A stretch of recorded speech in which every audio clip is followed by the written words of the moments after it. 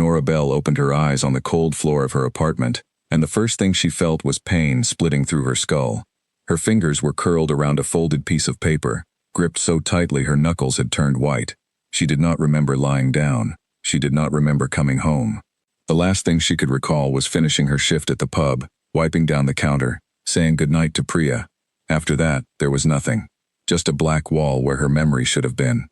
She pushed herself up slowly, her head throbbing with every movement. The apartment was silent except for the hum of the refrigerator and the distant sound of traffic outside her window. Sunlight poured through the blinds, which meant it was already morning. She had lost an entire night. Her hand was still shaking as she unfolded the paper. It was thick, official-looking, with a gold seal pressed into the corner. Her eyes scanned the words, but they did not make sense at first. Deed of transfer, Ashford Estate. Full ownership granted to Nora Elizabeth Bell. She read it 3 times before the meaning settled into her chest like a stone. This was not a joke. This was not a dream. Her name was printed clearly beside a property worth more money than she would earn in 100 lifetimes of waitressing. Nora sat on the edge of her bed, staring at the document, trying to force her mind back to the night before. She remembered nothing about signing anything. She remembered nothing about visiting an estate, meeting a lawyer, or playing any kind of game. Yet here it was, proof in her own hands that something had happened, something enormous, and she had no memory of any of it. Her phone buzzed on the nightstand. It was Priya. "Are you seeing this?" the message read, followed by a link to a small local news article. Nora clicked it with trembling fingers. The headline made her stomach drop. "Mystery woman wins Ashford Estate in private card game," sources say. There was no photograph of her, not yet, but the article mentioned a game held the previous night in a private room above a closed restaurant downtown. It said the estate's owner, a man known publicly as a reclusive duke, had lost the property to an unnamed guest under unusual circumstances. The article was thin on details, clearly rushed out before anyone had the full story, but it was enough to confirm that whatever had happened to Nora was now public knowledge. She called Priya immediately. Her friend picked up on the first ring. "Nora, what is going on? Is this you? Please tell me this isn't you." "I don't know," Nora said, her voice cracking.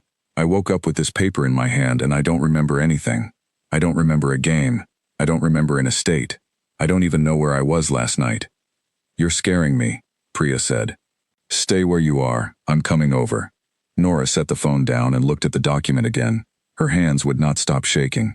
She tried to remember the walk home from work, the streets she usually took, the corner store where she sometimes bought a late-night snack. Nothing. It was as if someone had reached into her mind and erased hours of her life, leaving only this strange and impossible outcome behind. She thought about calling the police, but what would she even say? That she had woken up owning an estate she had no memory of winning? It sounded absurd even inside her own head. She thought about calling her mother, but her mother was still recovering in the hospital, and the last thing Nora wanted was to add stress to her recovery with a story this strange. A knock came at the door within 20 minutes, sharp and urgent. Nora froze, the paper still in her hand. She looked through the peephole and saw 2 men in dark suits standing in the hallway, neither of them familiar. One of them held a leather folder under his arm. "Miss Bell," the taller one said through the door, his voice smooth and businesslike. "We represent the legal office handling the Ashford Estate transfer.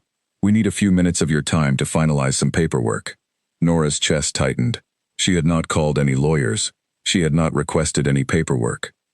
Yet here they were, already at her door, already knowing her name and address, moving faster than she could process what was happening to her own life. "I think there's been a mistake," she said through the door, her voice unsteady. "I don't understand what any of this is about." "There's no mistake," the man replied. "The transfer was completed last night, properly witnessed and signed. We simply need your signature on a few remaining documents so the estate can be released into your name officially. It won't take long." Nora's mind raced. Signed, witnessed. If she had truly signed something, then somewhere inside her blacked-out memory was a version of herself that had agreed to all of this, that had sat across from strangers and made decisions she could not now recall making. The thought made her feel sick. "I'm not signing anything right now," she said, forcing steadiness into her voice. "I need time to understand what happened." There was a pause on the other side of the door, then quiet murmuring between the 2 men. "We understand this may feel sudden," the man said finally. "We will return later today, but Miss Bell, I would advise you not to discuss this with outsiders until the paperwork is settled. Complications can arise very quickly with properties of this size. The warning sent a chill down her spine. It did not sound like helpful advice. It sounded like a threat wrapped in polite words. She stood frozen by the door until she heard their footsteps fade down the hallway and the elevator doors close. Priya arrived minutes later, breathless from rushing up the stairs. Nora opened the door and pulled her inside, locking it immediately behind her. "Okay," Priya said, dropping her bag on the couch. "Start from the beginning. What do you actually remember?" Nora walked her through everything: the blackout, the document, the men at the door. Priya listened with growing concern, her expression shifting from disbelief to worry. "This doesn't make sense," Priya said. "People don't just forget an entire night like that, unless something happened to them. Did anyone give you a drink last night? Did you go anywhere after your shift?" "I don't know," Nora admitted, her voice breaking. "That's the problem. I don't know anything." Before Priya could respond, Nora's phone rang again, an unknown number this time. She hesitated, then answered. "Is this Nora Bell?" a man's voice asked, low and clipped with barely restrained anger. "Who is this?" "My name is Callum Ashford. I believe you are currently in possession of my family's estate, though I doubt you understand what you've actually done." Nora's breath caught. The Duke, the man from the article. His voice was sharp, controlled, but underneath it she could hear something close to panic. "I don't understand any of this either," Nora said quickly. "I woke up this morning with a document I don't remember signing. I don't even remember last night. I think something happened to me." There was a long pause on the line. "We need to talk," Callum said finally. "In person. Today. This is not something that can be settled over the phone." "Where?" Nora asked, glancing at Priya, who was watching her with wide eyes. "I will come to you," Callum said. "Send me your address. And Miss Bell, do not sign anything those men bring you. Not until we've spoken." The call ended, before Nora could ask how he had gotten her number in the first place. She lowered the phone slowly, her mind spinning. "He's coming here," she told Priya. "The Duke. He's coming here." Priya crossed her arms, her expression hardening with protective instinct. "Then I'm staying. Whatever this is, you're not facing it alone." Nora nodded, grateful for her friend's presence, though gratitude did little to calm the storm building inside her chest. She looked down at the document still clutched in her hand, the gold seal catching the light from the window. An estate, a fortune, a life she had never asked for, tangled up with a blackout she could not explain and men who seemed far too eager to make everything final before she had time to think. Somewhere out there, in the gap of memory she could not reach, something had happened to her. Someone had made a decision on her behalf, or worse, had made her believe she made it herself. And now a stranger with a title and a fortune was walking straight into her life, carrying answers she desperately needed, and dangers she could not yet see. She sat down heavily on the couch, the paper trembling in her grip, and waited for the knock that would change everything all over again. An hour passed before the knock finally came, but it felt like an entire lifetime to Nora. She had spent the time pacing her small living room while Priya tried to keep her calm, both of them jumping at every sound from the hallway. When the knock finally landed, 3 firm strikes against the door, Nora's whole body tensed. She looked through the peephole and saw a tall man standing there, dressed simply in a dark coat, nothing like the polished suits of the lawyers who had come earlier. His jaw was tight, his eyes sharp, and even through the small glass of the peephole, Nora could feel the intensity radiating off him. She opened the door slowly. "Mr. Ashford?" "Callum," he said, stepping inside without waiting for an invitation, his eyes scanning the small apartment as if searching for something out of place. "You said you don't remember last night." "I don't," Nora said, closing the door behind him. "Not a single moment of it. I woke up on my floor with that document in my hand and a headache I've never felt before in my life." Callum's gaze fixed on her, searching, weighing whether to believe her. "Do you understand what that estate is worth? Do you understand what you supposedly won?" "I don't want it," Nora said, her voice rising with frustration. "I didn't ask for any of this. I don't even know how I got wherever this game happened. I work at a pub. I barely make enough to cover my mother's medical bills. Why would I be involved in something like this?" Something in her words seemed to reach him, a flicker of doubt crossing his controlled expression. He studied her for a long moment before speaking again, his voice quieter now. "There was a game last night," he said. "A private one, hosted by a man named Victor Graham. I have played in his games before, small stakes, nothing like this, but last night, everything was different. The stakes were absurd. My family's estate was on the table, before I even understood how it happened, and when I lost, the winner named was you."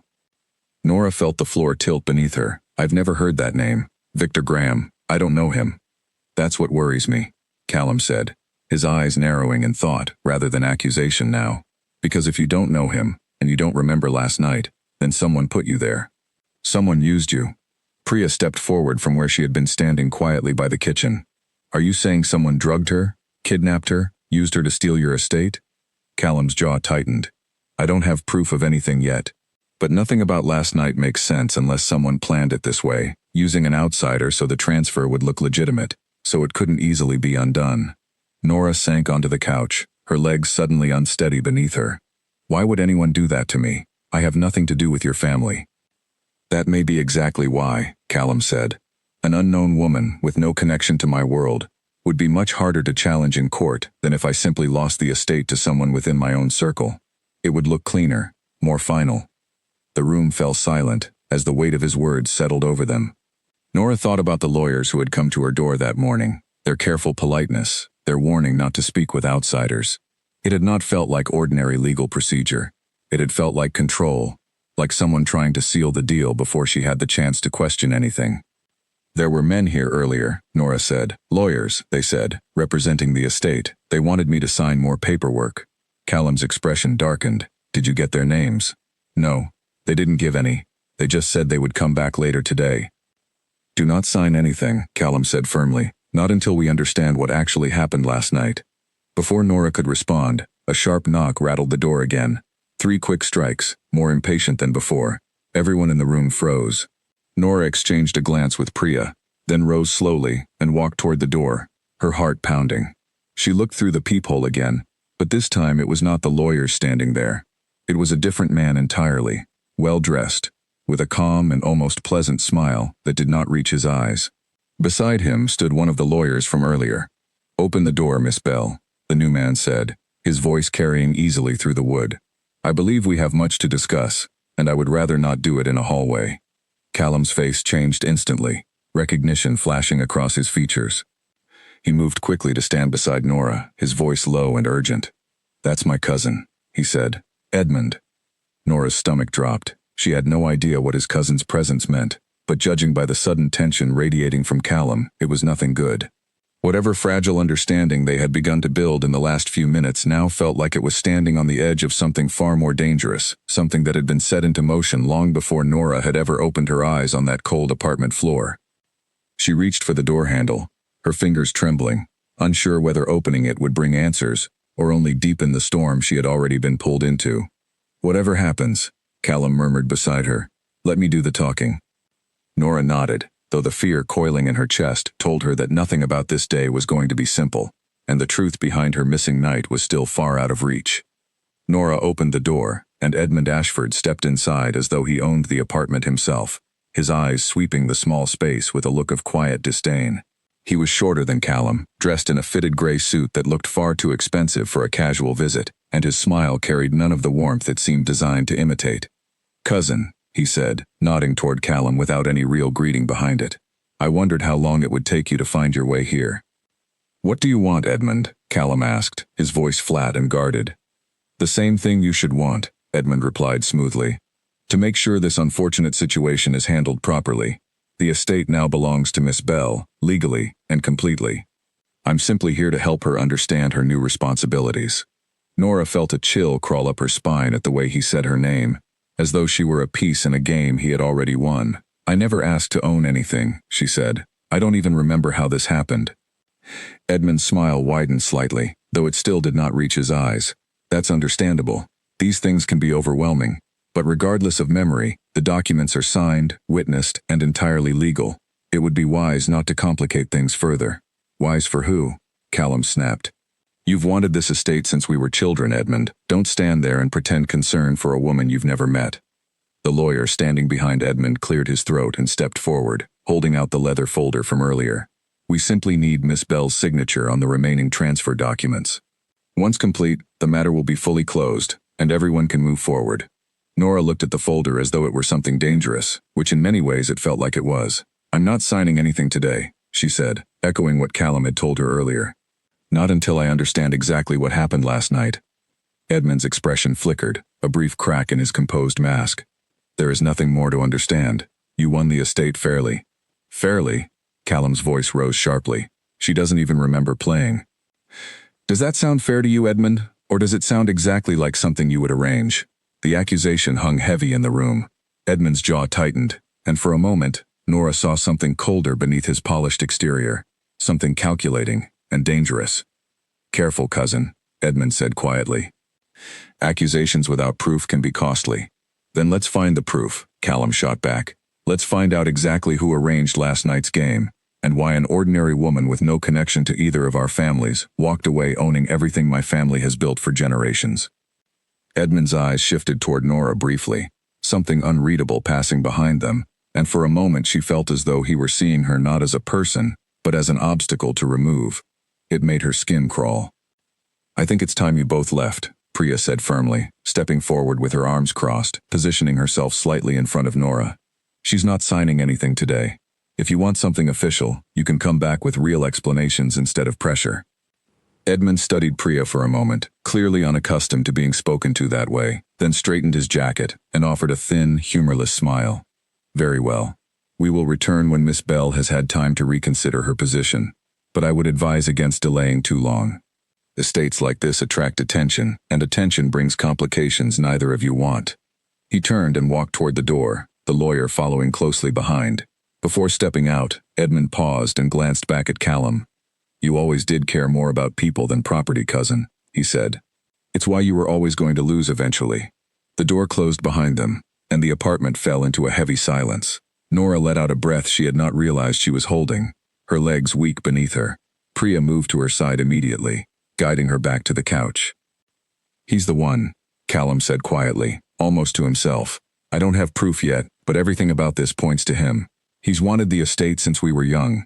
Our grandfather left it to me instead of him, and he's never forgiven either of us for it. But how would he get me involved? Nora asked. I've never met him. I've never met Victor Graham. I don't understand how any of this connects to me.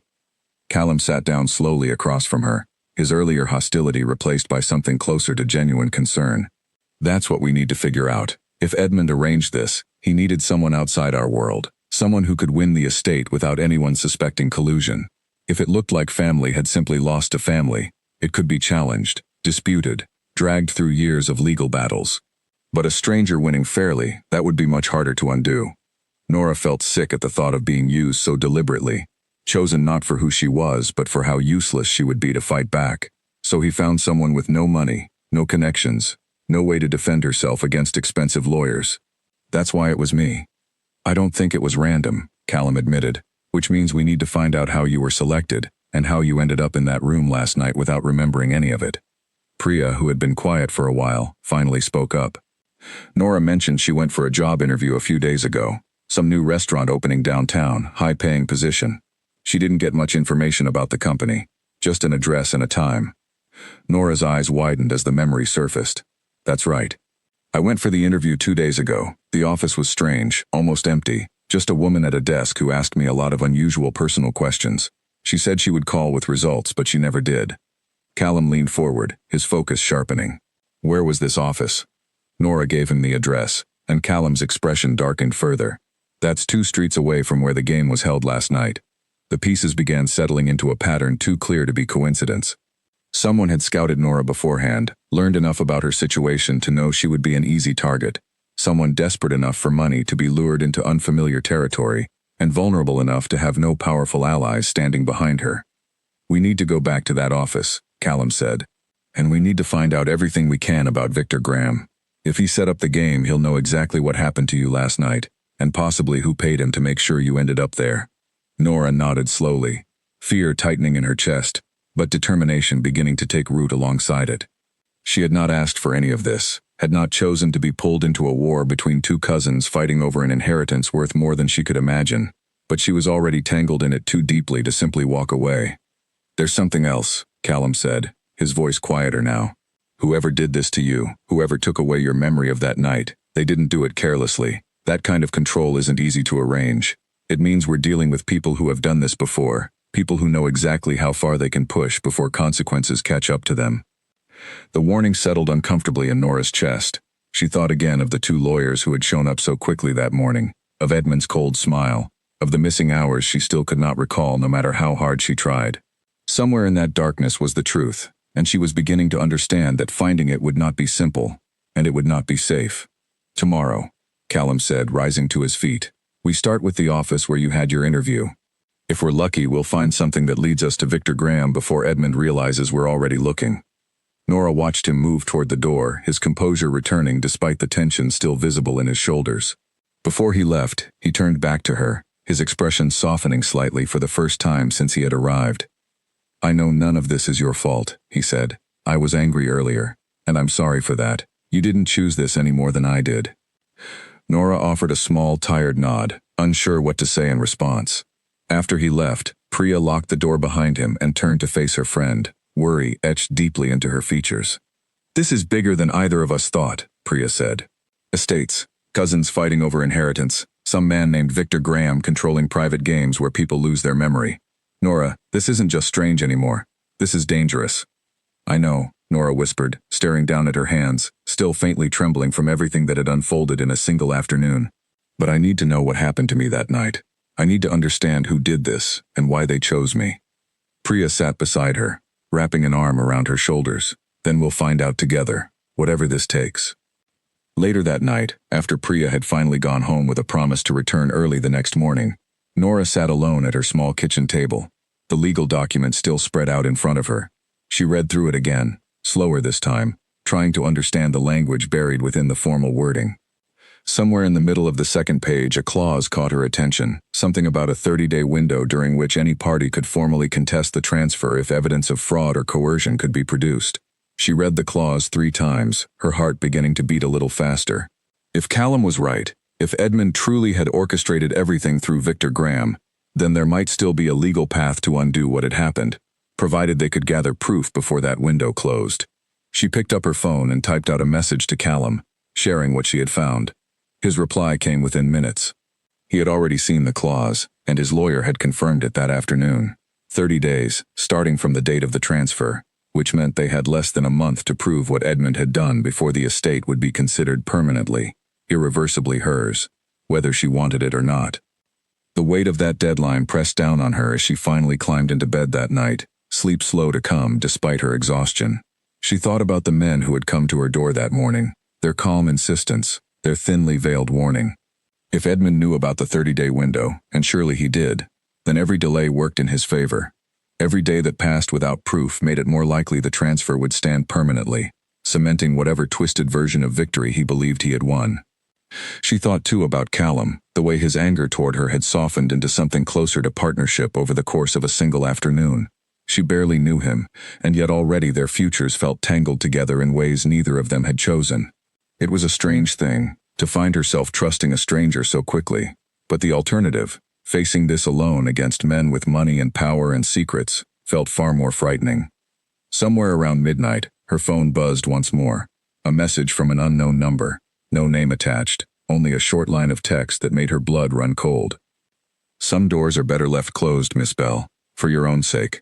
She stared at the screen for a long moment, her hands trembling slightly as she read the words again. There was no explanation, no context, nothing that could be traced back to a sender. But the timing was impossible to ignore, arriving only hours after Edmund's visit, only hours after she and Callum had begun openly questioning what had truly happened that missing night.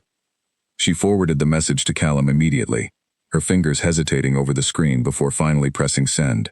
His response came quickly this time, urgent and concerned. "Don't respond to it. Lock your doors. I'll have someone keep an eye on your building tonight, just to be safe." Nora set the phone down and pulled her blanket tighter around herself, staring at the ceiling in the darkness. Whatever comfort she had briefly felt earlier in the evening had evaporated entirely, replaced by a sharp and unmistakable awareness that whoever had orchestrated her missing night was still watching, still waiting, and still very much capable of reaching her whenever they chose. Outside, evening had begun settling over the city, shadows stretching long across the pavement, and somewhere within those shadows, the truth about that missing night waited, tangled up with greed, betrayal, and a game Nora still could not remember playing, but one that had already changed the entire shape of her life. The office building looked different in daylight, smaller and more ordinary than Nora remembered from her interview days earlier. She stood on the sidewalk beside Callum, staring up at the faded sign above the entrance that read nothing more than a suite number. No company name, no logo, nothing that hinted at what business might have operated there. "This is it," Nora said. "This is where I came for the interview." Callum studied the building carefully, his eyes narrowing at the empty windows on the upper floor. No company would conduct interviews from a place like this unless they wanted to stay invisible. They walked inside together, the lobby quiet and dim, a single elevator waiting at the far end. Nora led him upstairs to the 3rd floor, where the office had been located, but when they reached the door, it was locked. A small paper sign taped crookedly across the glass reading simply, "Space available for lease." "It's empty," Nora said, her stomach sinking. "There's nothing here." Callum tried the handle anyway, confirming it was locked, then turned to look down the hallway. "Someone set this up temporarily, a place to observe you, gather information, maybe even choose the right moment to approach you. Once they had what they needed, they cleared out." Nora pressed her hand against the cool glass of the door. Frustration and fear tangled together in her chest. "So we have nothing. No proof, no names, nothing that connects this office to whoever brought me to that game." "Not nothing," Callum said, gesturing toward a small camera mounted near the ceiling at the end of the hallway, pointed toward the building's entrance. "If that camera has been recording, it may have caught whoever set this office up, or at the very least, confirmed the timeline of when you came and went." They made their way down to the building's management office on the ground floor, where an older man sat behind a cluttered desk, looking up with mild surprise at their sudden appearance. "We're trying to locate footage from the 3rd floor hallway camera," Callum explained, his tone calm but authoritative. "It's regarding a tenant who recently vacated Suite 304. The man frowned, tapping at an old computer. "That unit was only rented for a week, paid in cash, no lease signed. Strange arrangement if you ask me. I remember thinking it was odd at the time." "Do you have security footage from that period?" Nora asked, hope flickering in her chest. The man nodded slowly. "We keep it for about 2 weeks before it's overwritten. Might still have something. Let me check the system." He led them into a small back room filled with monitors and stacked drives, pulling up footage from several days earlier. Nora watched, tension knotting in her stomach, as the grainy black and white recording showed herself walking through the lobby, dressed in the same blouse she remembered wearing to the interview. "There," Callum said, pointing to another figure entering the frame moments after Nora had passed. A woman, tall and composed, followed a short distance behind, watching Nora's movements carefully, before disappearing into the elevator behind her. "Who is that?" Nora whispered. The footage was too blurry to make out clear facial features, but something about the woman's posture, the confident and deliberate way she moved, made it clear she had been watching Nora specifically, perhaps even following her from the moment she arrived. They continued through the recordings until they found footage from the night of the game itself, a different angle showing the building's rear entrance. There, clearer this time, a car pulled up, and the same woman stepped out to greet Nora, who appeared unsteady, her movements slow and disoriented, being guided carefully into the vehicle. "She's helping me," Nora said, her voice trembling, "or pretending to help me." "That's not help," Callum said grimly. "Look at her hand on your arm. She's steadying you because you can barely stand." Nora watched herself on the screen, a version of herself with no memory of the moment, being led toward a fate she could not see or understand, and a chill settled deep into her bones. Someone had done this to her deliberately, had drugged her, manipulated her, used her body to walk into a game that would strip an innocent stranger of his family's legacy. "Can we get a copy of this footage?" Callum asked the building manager. The man hesitated, glancing between them nervously. "I suppose, though normally we'd need some kind of official request." "This is important," Nora said, her voice steadier now, anger beginning to replace her fear. "Someone hurt me that night, and this footage might be the only proof of what actually happened." After a long moment, the man nodded and copied the relevant clips onto a small drive, handing it over with a warning to keep his cooperation quiet. Nora clutched the drive tightly as they walked back outside into the afternoon light, her mind spinning with the weight of what she had just seen. "We need to find that woman," Callum said as they walked. "If we can identify her, she might lead us straight to Victor Graham, and possibly to whoever paid him." "You still think it's Edmund," Nora said. "I know it's Edmund," Callum replied, his voice hard with certainty. "This has his fingerprints all over it. Careful planning. Distance from anything that could be traced directly back to him. Using outsiders so nothing points in his direction. He's always been patient, always thinking 3 steps ahead." They walked in silence for a while, the city bustling around them, indifferent to the storm building quietly beneath the surface of their lives. Nora thought about her mother resting in the hospital, unaware that her daughter had been pulled into something so dangerous, and the thought made her chest tighten with a fierce need to protect the fragile piece her family still had left. "There's a possibility," Callum said eventually, breaking the silence, "that Victor Graham himself might talk to us. He runs these games for profit, not loyalty. If he feels his own position is at risk, he might be willing to trade information to protect himself." "How do we even find him?" Nora asked. "I know people who move in those circles," Callum admitted reluctantly. "Not people I'm proud to associate with, but connections that might help us locate where Graham operates from, now that his usual venue has likely been abandoned." They spent the rest of the afternoon following leads through the city, visiting a small tailor shop that Callum explained had once been a discreet meeting point for high-stakes players, then a quiet cafe, where a nervous informant finally gave them an address on the outskirts of town, a warehouse rumored to host private games when attention grew too heavy elsewhere. By the time evening arrived, exhaustion had settled deeply into Nora's bones, but so had a stubborn determination that refused to let her stop. They stood outside the warehouse as darkness fell, watching from a distance as a handful of expensive cars pulled into the gravel lot, well-dressed men and women slipping quietly through a side door. "That's him," Callum said quietly, nodding toward a heavy-set man standing near the entrance, greeting guests with practiced charm. "Victor Graham."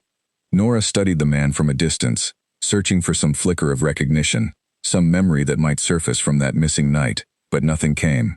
Her mind remained frustratingly blank, a locked door she could not force open no matter how hard she tried. "We can't just walk in there," she said, "not without a plan." "No," Callum agreed, "but we can wait, and we can watch. Sooner or later he'll leave, and when he does, we'll be ready to talk to him, whether he wants to or not." They settled into the shadows across the street, watching the warehouse for what felt like hours as more guests arrived, the muffled sound of laughter and conversation occasionally drifting through the walls. Nora's thoughts churned constantly, replaying the footage they had watched earlier, the image of herself being led unsteadily toward whatever fate awaited her inside. Finally, near midnight, the warehouse door opened again, and Victor Graham stepped outside alone, lighting a cigarette as he walked toward a car parked at the edge of the lot. Callum moved quickly, gesturing for Nora to follow, and together they crossed the street, positioning themselves directly in Graham's path before he could reach his vehicle. Graham froze at the sight of them, his casual expression shifting instantly into something far more guarded. "Ashford," he said slowly, his eyes flicking toward Nora with unmistakable recognition, "and Miss Bell. I wondered when you two would come find me." "Then you know why we're here," Callum said, his voice low and dangerous. Graham's gaze darted briefly toward the warehouse behind him, calculating, before settling back on them with a resigned sigh. "Not here," he muttered. "Follow me somewhere quieter, and I'll tell you everything I know. But you should understand, whoever arranged this, they won't be pleased that you found me." Before they could reach the quieter street, a black car rolled slowly past the warehouse lot, its headlights briefly sweeping across them before continuing on into the darkness. Callum's body tensed immediately, his hand instinctively moving to guide Nora further into the shadows of a nearby doorway. "Do you know that car?" Nora whispered. "No," Callum admitted, his eyes tracking its taillights as it disappeared around a distant corner. "But it slowed down exactly where we were standing, and that's not a coincidence I'm willing to ignore." Graham, still standing a short distance away, glanced nervously in the same direction. "You need to be careful," he said quietly. "If someone's already watching this location, word may already be traveling back to Edmund that you found me." "Then we should move," Callum said, his earlier calm replaced by sharper urgency. "Now." They walked quickly through a series of narrow side streets, Graham leading them toward a quieter residential block where the risk of being noticed felt smaller. Nora's pulse pounded steadily in her ears, every shadow along the way suddenly feeling like a potential threat, every parked car a possible watcher. She had never imagined her life could shift so completely in the span of 2 days, from pouring coffee behind a pub counter to hurrying through darkened streets, chased by the shadow of a conspiracy she barely understood. When they finally reached a small, quiet park several blocks away, Graham stopped beneath a cluster of trees, his breathing still slightly uneven from the brisk walk. "This should be far enough," he said, "for now at least." "You mentioned earlier that a woman guided Nora into the car that night," Callum said, returning to the conversation they had been forced to pause. "Do you know her name?" Graham hesitated, glancing toward Nora with something that looked almost like guilt. "I only knew her as someone Edmund trusted completely, someone who had worked closely with him for a long time. I never learned her actual name. My arrangement was strictly with Edmund himself. He handled the details of who would assist with the specifics. That's not enough, Callum pressed. We need a name, Graham. Something we can actually use. I understand that, Graham said, frustration edging into his voice. But I'm telling you the truth. I didn't ask questions I didn't need answered. In my line of work, curiosity gets people hurt. Nora studied him carefully, searching his expression for any sign of deception, but found only genuine unease, the look of a man who understood he had already crossed further into danger than he had intended. What can you tell us then? She asked. Anything at all that might help us identify her. Graham thought for a long moment, his eyes distant as he tried to recall details from that night. She was tall, composed, spoke with a kind of careful precision that suggested education, training of some sort. She called Edmund by his first name, which told me they were close, not simply business acquaintances. And she wore a ring, unusual, silver with a small dark stone, the kind of piece that stands out if you happen to notice it. That's something, Callum said, though his tone carried more frustration than relief. It's not much, but it's something. Nora felt her mind straining against the locked door of her missing memory once more, desperate for even a single flicker of recognition, but nothing surfaced. The woman remained a faceless shape in her mind, present only through Graham's second-hand description and the blurred footage they had watched earlier that day. We should keep moving, Graham said, glancing nervously back the way they had come. The longer we stand still, the more exposed we become. Nora felt her heart pounding as they followed Graham toward a quieter street a few blocks away, every step carrying her closer to the truth she had been desperately searching for since waking up on that cold apartment floor. Whatever Victor Graham was about to reveal, she knew instinctively that it would change everything, pulling her even deeper into a conspiracy far larger and more dangerous than she had ever imagined. Victor Graham led them to a narrow street lined with closed shops, stopping beneath a flickering street lamp where shadows pooled thick around them. He glanced nervously in both directions before speaking, his earlier charm completely gone, replaced by something closer to fear. I run games for money, he said quietly. That's all I've ever done. People come, they play, sometimes they win, sometimes they lose. I never asked questions about why someone wanted a particular game arranged. Someone paid you to set up last night, Callum said, his voice hard. Someone paid you to bring Nora into a game she had no memory of choosing to play. Graham's jaw tightened, his eyes flicking nervously toward Nora. I was told she needed a little help relaxing before the game. Nothing dangerous, just enough to make her agreeable, easier to guide through the motions. I didn't know she'd lose the entire night from it. Nora felt sick, her hands curling into fists at her sides. You drugged me.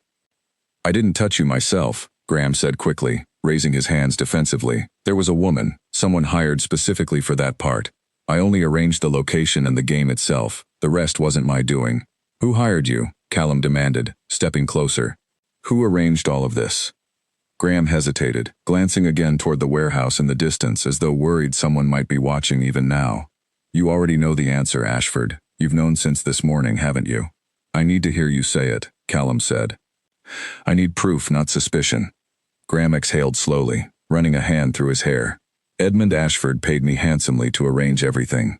The location, the woman who guided Miss Bell, even the specific hand that would guarantee your loss without appearing rigged. He wanted it to look like an honest game, lost fairly to an outsider with no connection to your family. The confirmation settled heavily over all three of them. Nora had suspected it, had known deep down that Callum's instincts were likely correct, but hearing it spoken aloud made the betrayal feel sharper, more real. Would you be willing to say this in front of witnesses? Callum asked. Officially, where it matters. Graham's expression turned guarded again, fear flickering behind his eyes. Edmund isn't someone who forgives betrayal easily. If I testify against him, my business, possibly my safety, will be at risk. And if you don't, Callum countered, you'll be just as guilty as he is when this comes to light, which it will, one way or another. Better to be the man who helped correct a wrong than the one who continues covering for it. Graham studied them both for a long moment, weighing his options carefully. Finally, he nodded slowly. I'll need protection. Guarantees that Edmund won't be able to reach me once this becomes public. You'll have it, Callum promised. My family still holds influence, even with the estate temporarily out of my hands. I can arrange safety for you if you cooperate fully. Graham gave a final nod, then slipped away into the darkness, leaving Nora and Callum standing alone beneath the flickering street lamp, the weight of everything they had just learned pressing heavily upon them. We have him, Callum said, though his voice carried little triumph, only exhaustion. We have proof now. Edmund's testimony, the footage, everything ties together. Nora wrapped her arms around herself, suddenly aware of how cold the night had become. Or perhaps it was simply the chill of everything she had just learned settling into her bones. It doesn't undo what happened to me. Someone drugged me, used my body without my permission, turned me into a tool for a scheme I never wanted any part of. Callum's expression softened, guilt flickering across his features. You're right, and I'm sorry it happened because of a feud that has nothing to do with you. But we can make sure it doesn't go unanswered. They walked back toward the main street in silence, the city quiet around them at this late hour. Nora's mind raced through everything that had unfolded since that morning. The missing night, the lawyers at her door, Edmund's cold smile, and now Graham's confession confirming everything Callum had suspected from the start. You should stay somewhere safe tonight, Callum said as they reached a busier intersection where taxis still drifted past. If Edmund learns we spoke with Graham, he may try to move quickly. And I don't trust that your apartment is secure enough. Nora hesitated, uncertain, but exhaustion and fear made the offer difficult to refuse. Where would I even go? The estate, Callum said. It's still legally yours, at least until this is resolved. No one can force their way in without your permission, and Lorna, our housekeeper, will make sure you're comfortable. It would also allow us to continue working together without wasting time traveling back and forth across the city. Nora considered the strange irony of the situation, being invited to stay in the very estate that had upended her entire life only a day earlier. But something about Callum's steady presence, despite everything, made her feel safer than she had felt since waking up that morning. All right, she said finally, but I need to let Priya know where I am. They took a taxi across town, the city lights blurring past the windows, as exhaustion finally began pulling at Nora's eyelids. When they arrived at the estate, its size took her breath away. Tall iron gates opening onto a long gravel drive that led toward a house so grand it looked more like something from an old painting than a place anyone actually lived. An older woman stood waiting at the entrance, her silver hair pulled back neatly, her expression unreadable as she watched them approach. Master Callum, she said warmly, then turned her attention toward Nora, studying her with quiet, careful eyes. And this must be Miss Bell. Lorna, this is Nora, Callum said. She'll be staying with us for a while, until things are settled. Lorna's gaze lingered on Nora a moment longer than felt entirely comfortable, something knowing behind her calm expression, as though she understood far more about the situation than she let on. Of course, she said finally. I'll prepare a room immediately. As Lorna disappeared into the house, Nora turned to Callum, unease creeping into her chest. Is it just me, or does she seem like she knows something we don't? Callum's brow furrowed slightly, considering the question. Lorna has worked for this family longer than I've been alive. She sees everything that happens within these walls, whether anyone tells her directly or not. If there's something worth knowing, she'll likely reveal it in her own time.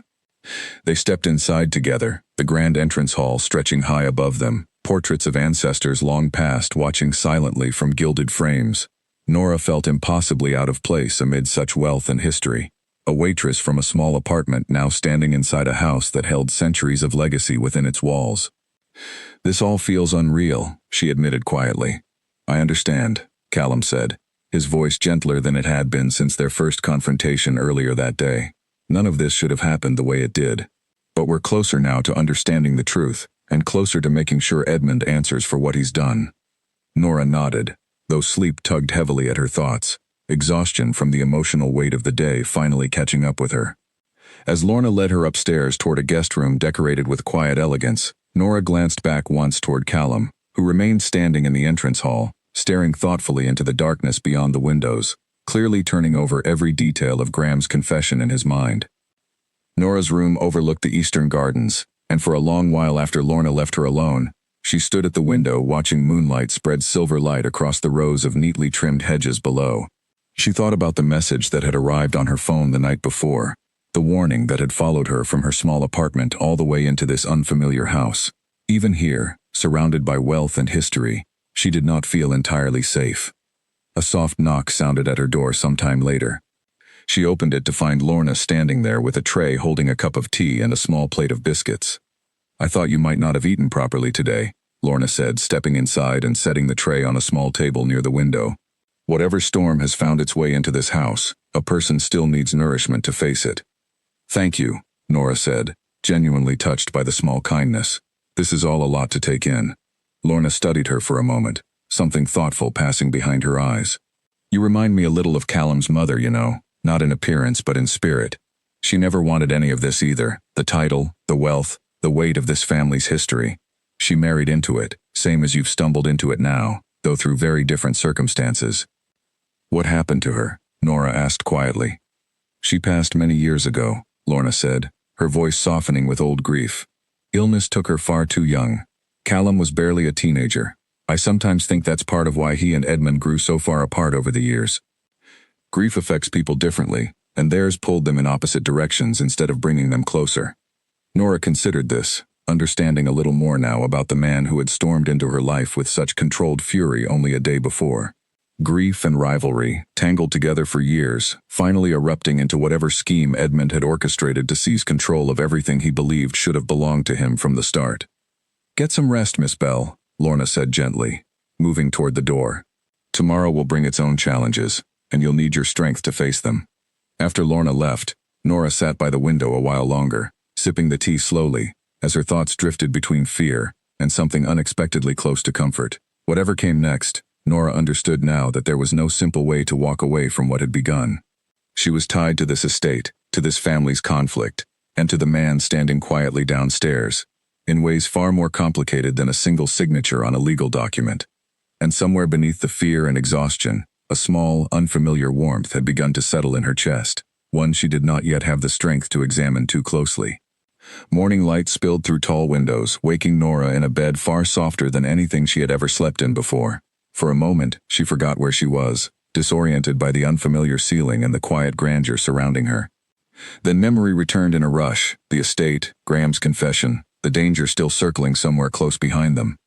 She dressed quickly and made her way downstairs, following the scent of fresh bread toward a large kitchen at the back of the house, where Lorna stood preparing breakfast with practiced efficiency.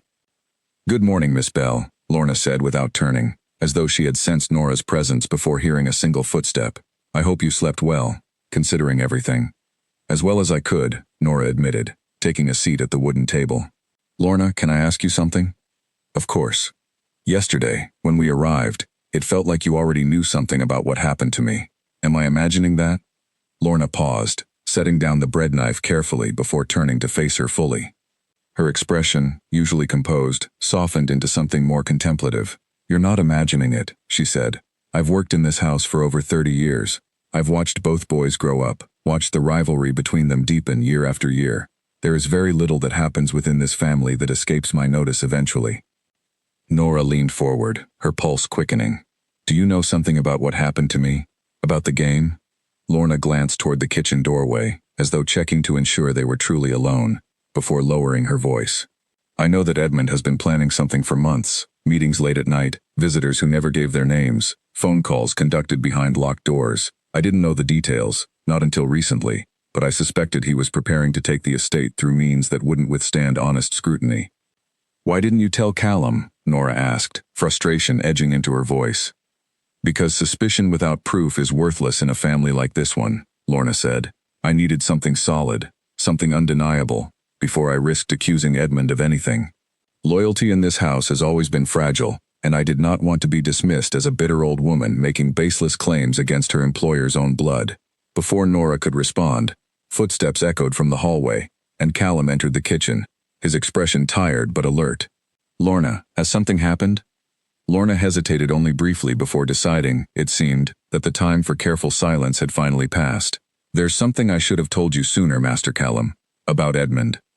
Callum's posture straightened immediately, his full attention now fixed on the housekeeper. "Tell me." Lorna folded her hands in front of her, her voice steady despite the gravity of what she was about to reveal.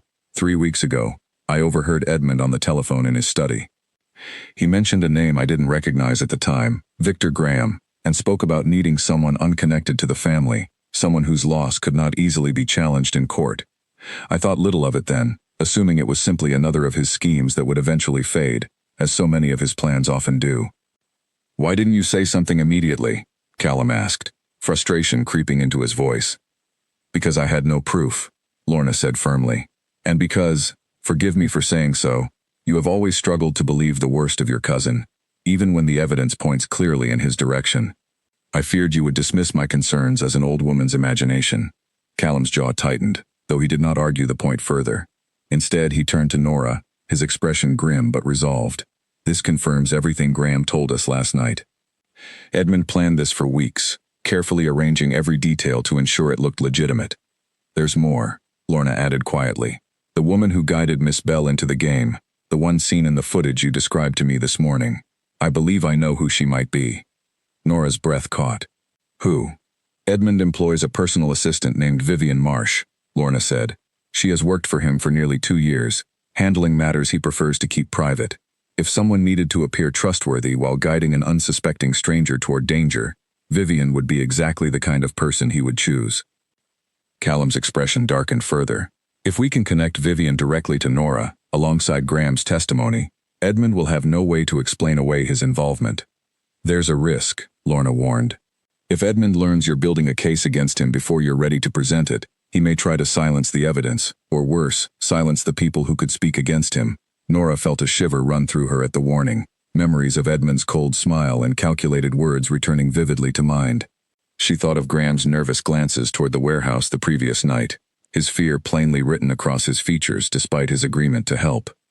We need to move quickly then, Callum said, before Edmund realizes how close we already are. Over the following hours, they worked together in Callum's study, piecing together everything they had gathered, the footage from the office building, Graham's confession, and now Lorna's overheard conversation naming Vivian Marsh as a likely accomplice. Callum contacted a lawyer he trusted deeply, a family friend who had represented the Ashford estate for decades, explaining the situation in careful detail and requesting immediate assistance in preparing a formal case. By early afternoon, the lawyer arrived at the estate, an older man named Gerald Finch, whose calm and methodical presence brought a sense of stability to the chaos surrounding them. He listened carefully as Callum and Nora explained everything that had unfolded, occasionally asking pointed questions that helped clarify details neither of them had fully considered. This is strong, Gerald said finally, reviewing the footage on Callum's laptop. Combined with Graham's willingness to testify and Lorna's account of the overheard conversation, we have enough to formally challenge the legitimacy of the transfer. However, Edmund will not surrender easily. He will fight this in every way available to him. We expected that, Callum said. What do we need to strengthen our position further? Ideally, direct confirmation from Vivian Marsh herself, Gerald replied. If she can be persuaded to corroborate Graham's account, especially regarding Miss Bell's condition that night, it would remove any doubt entirely. Nora exchanged a glance with Callum, uncertainty flickering through her. How do we even approach her without alerting Edmund? Carefully, Gerald said, and quickly, before he suspects how close we already are. As the afternoon wore on, a plan slowly took shape between them, careful and deliberate, designed to reach Vivian Marsh without drawing Edmund's immediate attention. Nora found herself increasingly impressed by Callum's composure under pressure, his sharp mind working methodically through each obstacle despite the personal betrayal he was clearly still processing. Later that evening, as the estate quieted and Gerald departed to begin drafting the formal legal challenge, Nora found herself standing on a wide balcony overlooking the darkened gardens below, the weight of the day finally settling over her shoulders. Callum joined her quietly, standing a comfortable distance away, both of them staring out into the night in contemplative silence. Thank you, Nora said eventually, breaking the quiet between them, for believing me from the start, even when everything must have looked so strange. You didn't ask for any of this, Callum said softly. None of it was your fault, and yet you've faced it with more courage than most people would have managed. Nora glanced sideways at him, something warm and unfamiliar stirring gently in her chest, despite the danger still surrounding them. A few days ago, my biggest worry was covering my mother's hospital bills. Now I'm sitting in an estate, helping build a legal case against a man who tried to destroy your family's legacy through me. Strange, how life can shift so completely in such a short time, Callum said, a faint, tired smile touching his lips for the first time since she had met him. They stood together in comfortable silence, the tension of the day slowly easing into something quieter, something that felt, despite everything, oddly steady. Somewhere beyond the estate walls, Edmund remained unaware of how close his carefully built scheme was to unraveling, but within the quiet garden below, Nora allowed herself, just for a moment, to feel something other than fear. Their quiet moment on the balcony was interrupted by the sound of hurried footsteps approaching from inside the house. Lorna appeared at the doorway, her usually calm expression tight with concern. Master Callum, there's a call for you. It's Gerald. He says it's urgent. Callum excused himself quickly, and Nora followed a step behind, unease creeping back into her chest at the sudden shift in the evening's mood. She waited in the study as Callum took the call, his expression darkening with every passing second. "What is it?" Nora asked the moment he ended the call. "Gerald received word this afternoon that Edmund has been making inquiries about accelerating the final approval of the transfer," Callum said, running a hand through his hair. "He's found some clause allowing him to petition for early closure of the contest window if he can demonstrate no formal challenge has been filed yet." "Can he actually do that?" Nora asked, alarm rising in her voice. "Gerald doesn't think the petition would succeed, not with the evidence we're gathering," Callum said. "But it tells us something important. Edmund knows we're getting close. He's trying to force the deadline closed before we can file anything substantial." Nora felt the fragile calm of the evening slipping away entirely, replaced once more by the sharp awareness of how little time truly remained. "How long do we have now?" "Gerald believes the petition, even if filed immediately, would take at least a week to process through the courts," Callum said, "which gives us a small window still, but not much of one. We need Vivian's testimony sooner rather than later." "Then we go tomorrow," Nora said firmly, surprising herself with the steadiness in her own voice. "First thing." Callum studied her for a moment, something like admiration flickering behind his tired eyes. "You've changed since yesterday morning," he said quietly. "The woman who opened her apartment door barely able to stand from fear is not the same woman standing in front of me now." "I don't have the luxury of falling apart," Nora said. "Not when there's still a chance to fix this." Callum nodded slowly, respect clear in his expression. "Then tomorrow we find Vivian Marsh and we finish what we started." They returned to the balcony briefly before retiring for the night, the earlier warmth between them tempered now by the renewed urgency of Edmund's maneuvering. Tomorrow would bring new challenges, new risks, and the difficult task of confronting Vivian Marsh without alerting the man who had orchestrated everything from the shadows. But tonight, standing beside Callum beneath a sky full of stars, Nora felt, for the first time since waking up on her apartment floor, a small and fragile sense of hope. Vivian Marsh lived in a small apartment on the quieter side of the city, and finding her had taken most of the morning. Careful phone calls through contacts Gerald trusted, cross-referencing addresses without leaving any trace that might reach Edmund's attention. By midday, Nora and Callum stood outside her building, uncertain how the coming conversation would unfold. "She might refuse to speak with us at all," Nora said, nerves tightening in her stomach. "She might," Callum agreed. "But if she's involved in this only because Edmund pays her, rather than out of genuine loyalty, there may be room to convince her that continuing to protect him carries more risk than reward." They climbed the narrow staircase and knocked on her door. After a long pause, it opened just enough to reveal a woman in her 30s, sharp-eyed, and immediately guarded the moment she recognized Callum standing there. "I have nothing to say to you," Vivian said quickly, attempting to close the door. But Callum stepped forward gently, his tone calm rather than threatening. "We're not here to cause trouble," he said. "We only want to talk. Victor Graham has already confirmed Edmund's involvement in what happened to Miss Bell. We know about the office, the footage, everything. We're simply hoping you'll help us finish putting the truth together." Vivian's expression faltered, fear and hesitation flickering across her features. Her eyes shifted toward Nora, studying her carefully, something like guilt briefly surfacing before she masked it again. "If I talk to you, my life could be ruined. Edmund isn't someone who forgives betrayal. Neither is doing nothing while an innocent woman's memory was stolen from her, and a family's legacy nearly destroyed through manipulation," Callum said quietly. "You clearly aren't comfortable with what happened, or you wouldn't hesitate the way you are right now." Vivian remained silent for a long moment, her grip tightening on the edge of the door. Finally, she stepped back, allowing them inside, her shoulders sagging with what looked like exhausted relief. "I didn't want to do it," she admitted once they were seated in her small living room. "Edmund threatened to end my career, to ruin any chance I had of working in this city again if I refused. I was the one who guided Miss Bell that night, made sure she reached the location safely, though I hated every moment of it." "Did you know what they gave her?" Nora asked quietly. "To make her forget?" Vivian nodded slowly, guilt heavy in her expression.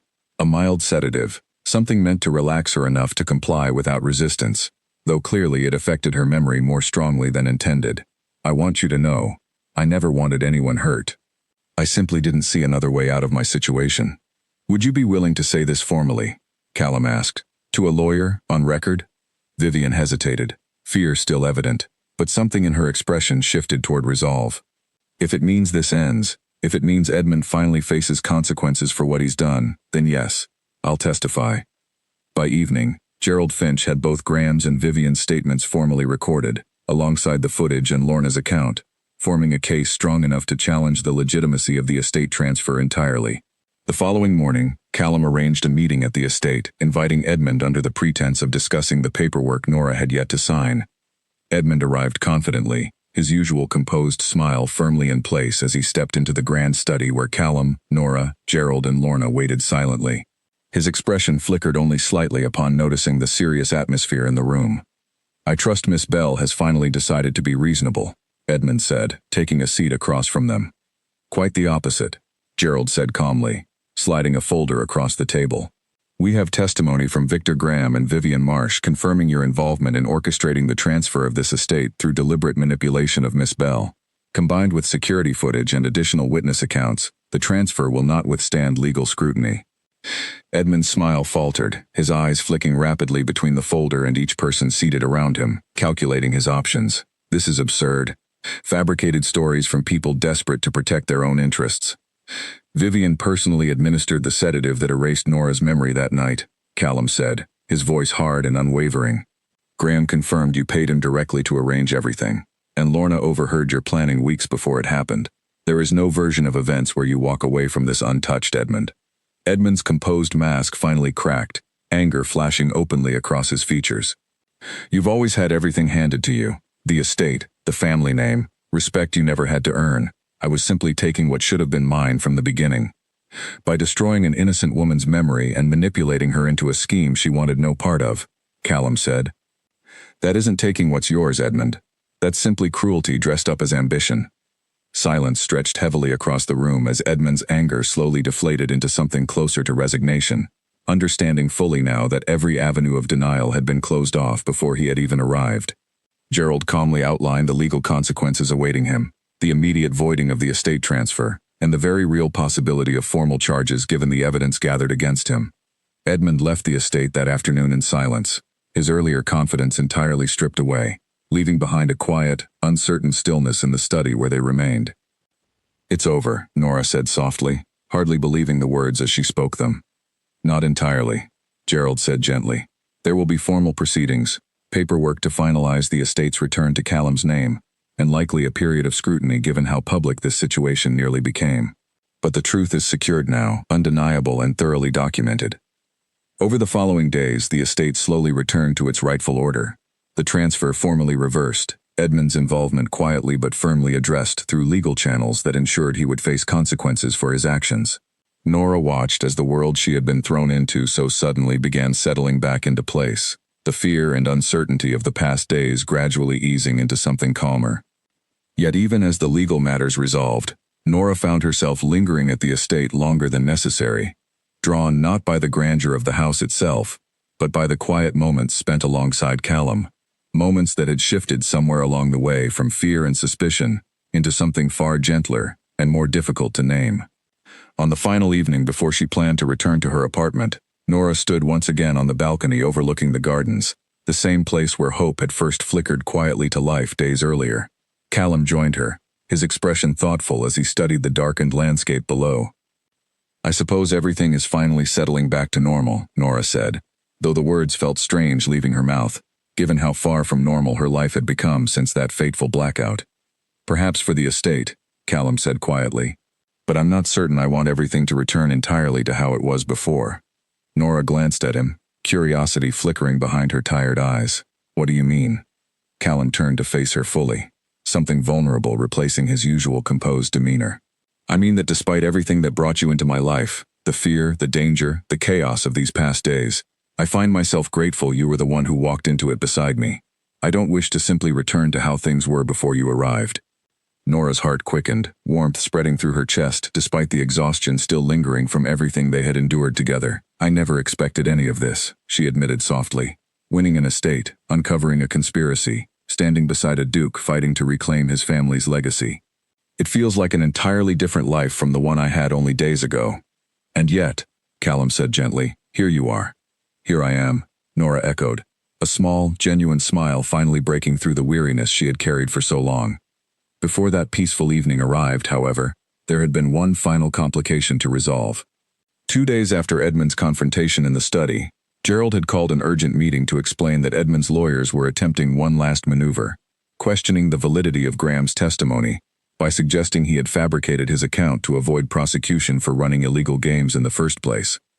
It's a weak argument, Gerald had explained calmly during that meeting, but courts move carefully, and any doubt raised could delay resolution further.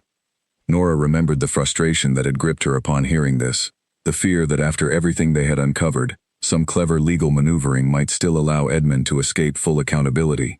But Callum had remained steady beside her, reminding her that the footage alone, combined with Vivian's corroborating testimony, would be difficult for any court to dismiss regardless of questions raised about Graham's motives. "We fight it the same way we fought everything else," Callum had said, with patience and proof. And so they had, spending another tense week gathering additional statements, including one final piece of evidence Lorna managed to uncover. A handwritten note in Edmund's own hand that had been left behind carelessly in a drawer of the estate's East Wing study, detailing early plans for the scheme months before it had ever taken place. That note, combined with everything else, finally closed every remaining avenue Edmund's lawyers might have used to delay justice further. The formal ruling arrived on a quiet Tuesday morning, delivered by courier to the estate.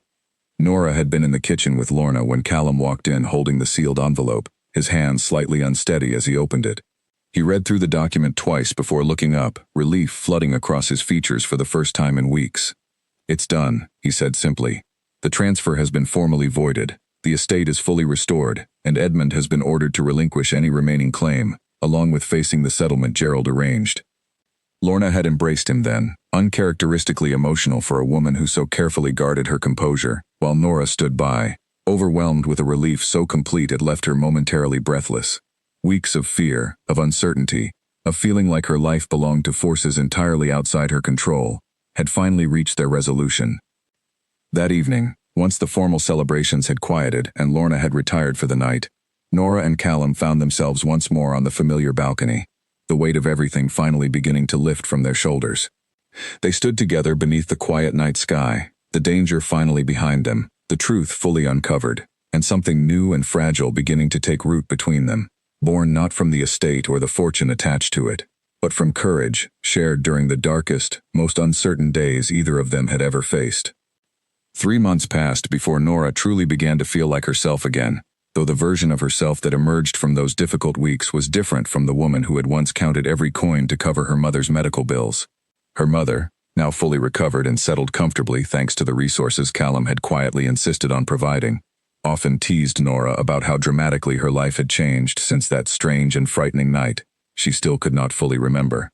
The formal proceedings against Edmund had concluded quietly but decisively. Facing overwhelming evidence, he chose to avoid a lengthy public trial by accepting a settlement that stripped him of any remaining claim to the family's holdings and required him to leave the country to avoid further legal consequences. Nora heard occasionally through Lorna that he had resettled somewhere distant, his once carefully built reputation reduced to whispered rumors among people who once respected him.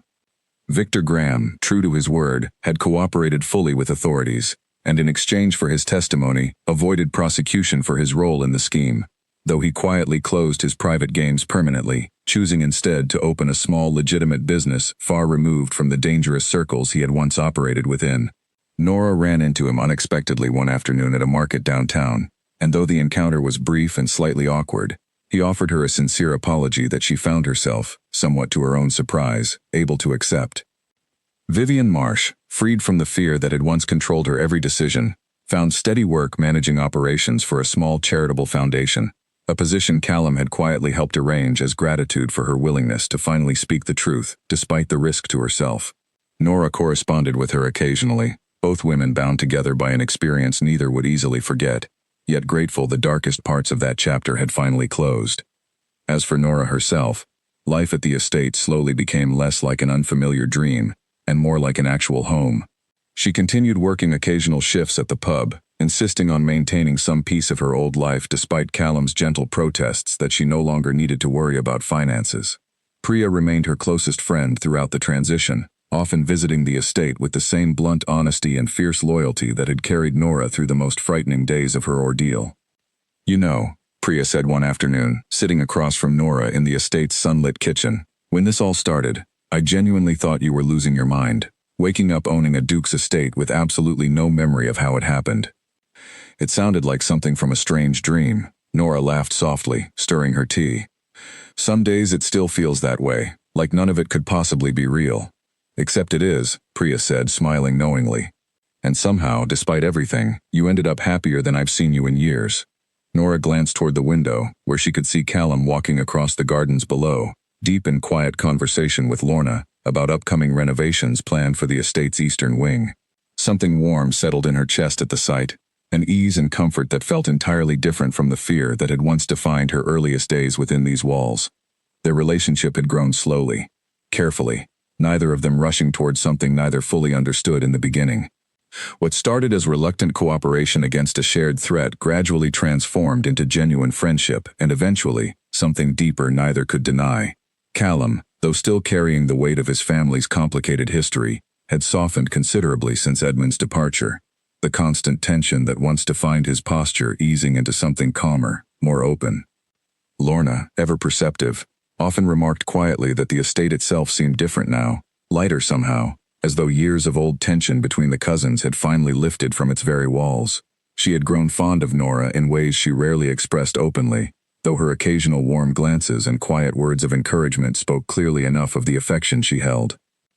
One evening, several months after Edmund's departure, Callum invited Nora to walk with him through the estate's expansive gardens, the same gardens where their fragile understanding had first begun taking root during the darkest days of their shared ordeal. The evening air was warm, filled with the gentle scent of blooming flowers, and for the first time since her memory had been stolen from her that fateful night, Nora felt entirely at peace. "I've been thinking," Callum said as they walked slowly along a stone path lined with roses, "about everything that brought us together. It's strange, isn't it, how something so frightening and unwanted eventually led to something I wouldn't trade for anything now. I used to lie awake some nights," Nora admitted, terrified of everything happening around me, wondering if I would ever feel safe again. "I never imagined I would end up here, walking through gardens like this, with someone like you." Callum stopped walking, turning to face her fully, his expression open and sincere in a way that still occasionally caught her off guard. "Nora, I know this began under the strangest and most difficult circumstances imaginable. But these past months have shown me something I never expected to find, especially not through such painful means. You faced everything that happened to you with more strength and grace than I could have imagined, and somewhere along the way, I fell in love with you." Nora's breath caught, warmth spreading rapidly through her chest at words she had quietly hoped to hear but never dared expect so plainly. "I love you too," she said softly, surprising herself with how naturally the words emerged.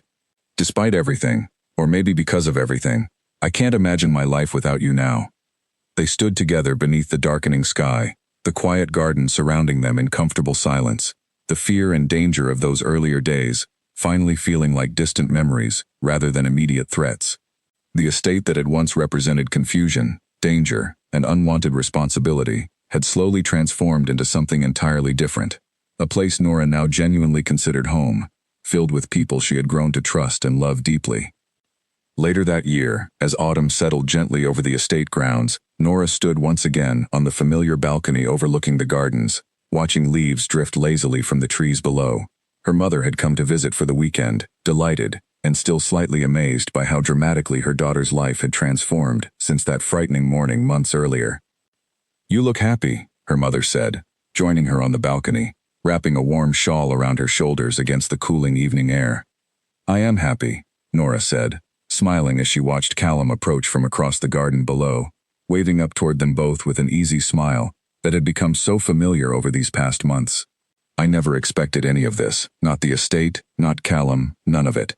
But somehow, everything that seemed so frightening in the beginning led me exactly where I was meant to be." Her mother squeezed her hand gently, warmth and pride evident in her expression.